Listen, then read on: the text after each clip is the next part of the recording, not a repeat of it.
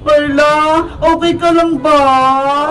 Bebang, ano nangyari kay Perla? Bakit may antena siya sa ulo? Hindi to antena, Iska. Protection niya to para hindi niya kamutin yung mata niya. Bakit? Ano nangyari sa mata niya? Inaway siya ni Shadow, yung pusa namin, nakalmot yung mata niya. Tignan mo nga oh, nahirapan pa siyang makakita. Hala, oo nga, kawawa naman si Perla. Dinala namin siya kaninang umaga dun sa may doktor ng mga aso. Ano bang tawag dun sa mga doktor ng aso, Iska? Nakalimutan ko. Tawag sa doktor ng aso? Baka Dr. Aw-Aw.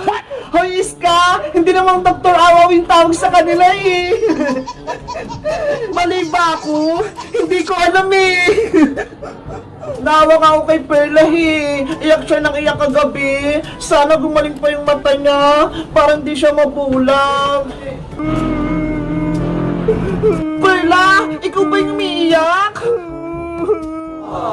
Hindi naman si Perla yung umiiyak, Iska eh. Eh sino? May naririnig ako ah.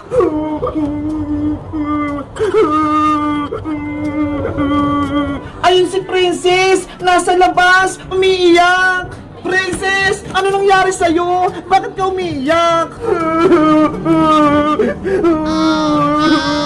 Princess, tahan na, huwag ka nang umiyak. Pinalo ka ba ni Aling Tere? Hindi. Eh ano, hindi ka ba binigyan ng pera? Pambili ng chichirya? Hindi rin. Sabihin mo na kasi, para hindi kami manghula. Iska, wag mo nang sigawan si Princess. Malungkot na nga siya eh. Ang tagal niya kasi magkwento, Bebang eh. Sige Princess, umiyak ka lang ng umiyak para lumabas yung sama ng loob mo.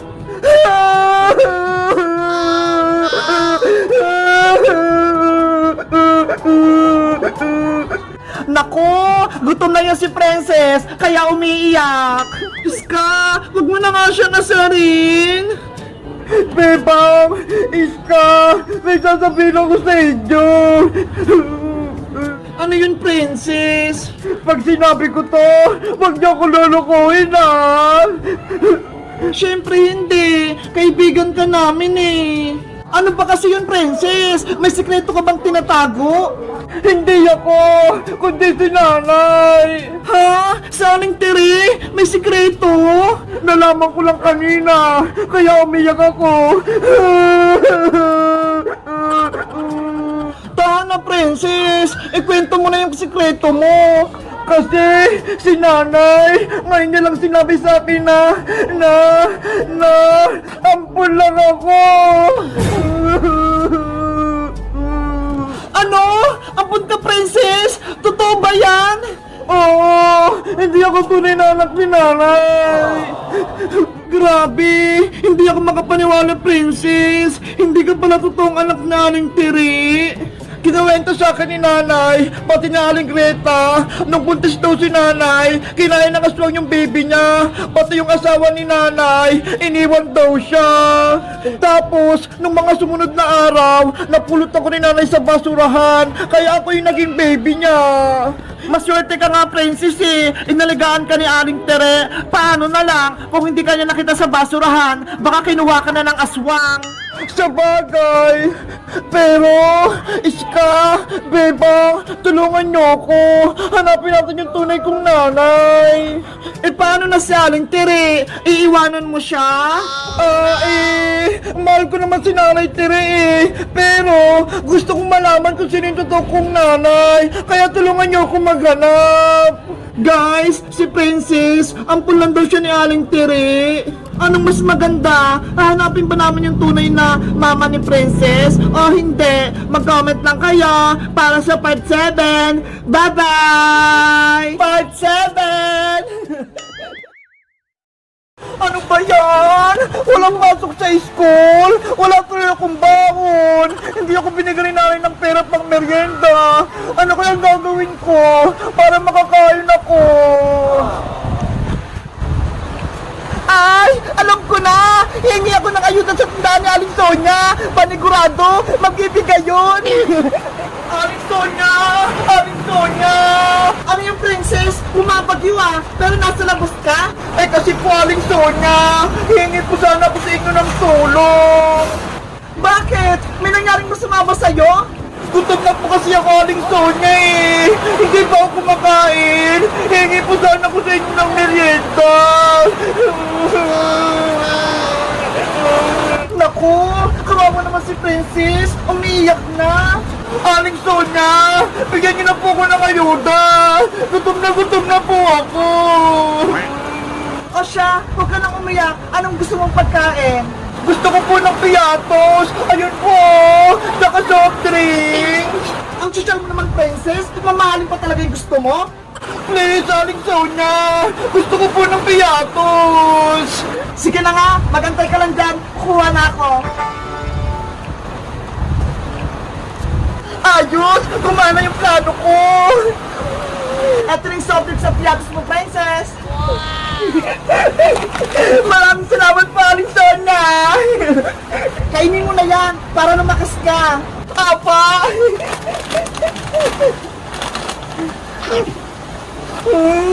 Ang sarap! Kahit walang pasok, may pagkain pa rin ako! Thank you po, Aling Sonia, sa ayuda! Alis na po ako! Walang anuman, mag-ingat ka sa bagyo!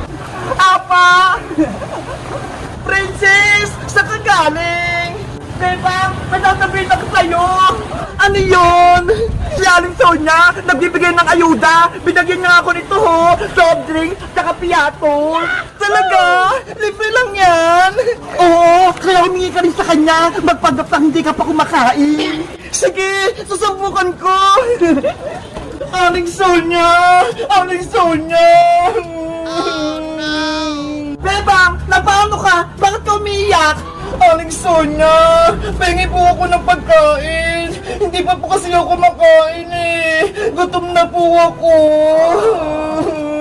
Pati ba naman ikaw, Bebang? Hingi ka sa akin ng ayuda? Ano ako? Barangay? Sige na po, Aling Sonia. Wala po kasi yung humingi sa barangay eh. Wala daw po ayuda. Humingi na nga si Princess kanina, tapos hingi pa to si Bebang. Naku, mukhang hindi bibigyan si Bebang.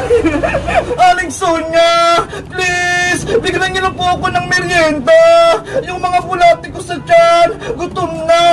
Wala na silang makain. Pati ba naman bulati mo, Bebang? Nagreklamo? Opo, rinig na rinig ko nga po sila oh. Nagwilga. Asya, huwag ka nang umiyak. May ibibigay ako sa'yo. Talaga po? Wait lang, kukunin ko. Ayos! Magbibigay na sa Aling Sonia! Eto na, Bebang. Makakatulong sa'yo to. Ano po yan, Aling Sonia? Inumin mo to para mawala yung mga bulati mo dyan sa tiyan mo. Nge! Ayoko po niyan! Diba? Nagreklamo ka? Gutom na yung mga bulati mo sa tiyan mo? Inumin mo to para mawala sila. Ako po yung nagugutom eh! Hindi po yung bulati! Si Bebang, hindi siya binigyan ni Aling Sonia ng merienda, pero binigyan siya ng pampurga. Sa'yo dapat to, Princess eh, kasi lagi kang gutom. Kayo guys, may bulati din ba kayo sa tiyan nyo? At lagi din ba kayong nagugutom? Mag-comment lang kayo.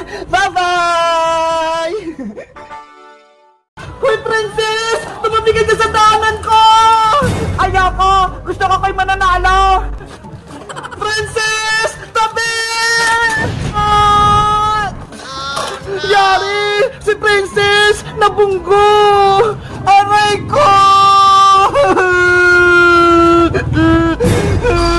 Princess! Okay ka lang ba? Lebang ka, Lebang! Isusubukin pa kay nanay! Binugum ako ng scooter! Princess! Hindi ko yung sinasadya!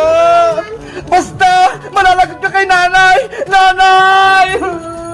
Huwag mo akong isumbong kay Aling Tiri, Princess! Hayaan mo na siya, Bebang! Wala ka namang kasalanan eh! Pero Iska, matapang yung nanay ni Princess! Pagagalitan na naman ako! Akong bahala sa'yo! Ipagtatanggol kita! Nakita ko naman yung nangyari eh! Si Princess yung may kasalanan! Kinakabahan pa rin ako, Iska! Huwag mo nang isipin yun! Maglaro ka na lang ulit! Sige na nga, Iska. Pero muna ako nagtong scooter mo, ha?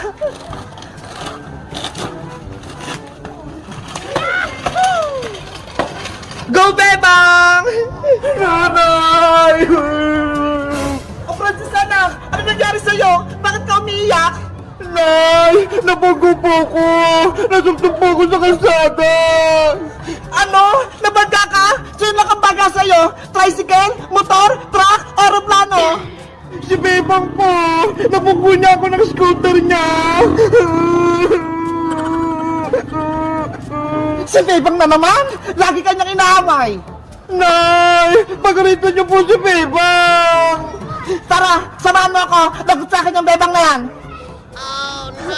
Lagot ka na ngayong Bebang! Yo! Ang saya maglaro na scooter!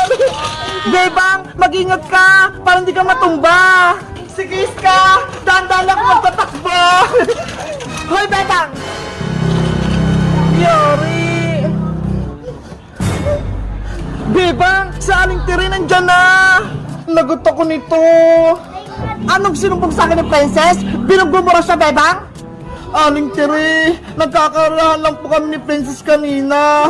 Kaso, bigla siyang umarang sa daan. Kaya ayun, nabunggo siya. Nako, gawa-gawa ka lang ng kwento, Bebang. Natalo lang kita ng karera. Kaya gusto mo akong bungguin. Pagkit malitong bike ko, binunggo mo ako. Princess, hindi yan totoo. Hindi kita kayang saktan. Ano hindi? Tignan mo yung mga galos ko sa paa, tsaka sa kamay. Sinadya mo talaga yan. Ikaw, Bebang, lagi mong inawis si Princess at lagi mo rin pinaiyak. Aling Tere, wala po kasalanan si Bebang. Aksidente po yung nangyari. Naglalaro lang po sila ni Princess. Isa ka pa, Iska. Kaya matapang niya si Bebang eh. Dahil kinakampihan mo, lagi niyong pinagtutulungan si Princess. Hindi po sa ganun, Aling Tere. Kaibigan ko din po si Princess. Nagsasabi lang ako ng totoo. Kapag isang beses pang inawan niyo si Princess, malalagot talaga kayo sa akin. Bebang, akin ang scooter mo. Pero Aling Tere, kay Iska po to. Hindi po to sa akin. Akin na yung sabi eh. Wala na kayong scooter! Hawak na ni nanay! Aling Tere! Akin po yan! Huwag niyong kunin! Hindi niyo ito makuha sa akin! Nay! Akin na po yan! Ito na, Princess! Huwag ka nang umiyak! Yay! May scooter na ako! Sa inyo itong bike na maliit! Yung scooter ko! Tara, nanay! Iwanan na natin sila! Oh, no! Yung sinabi ko sa inyo, huwag niyong awayin si Princess, huwag niyong kakalimutan! Iska! Sorry!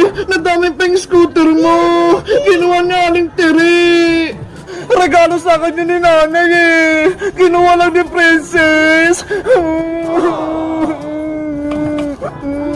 Guys, anong gagawin ko para mabawi yung scooter ni Iska? Kinuha kasi ni Princess eh. Mag-comment lang kayo.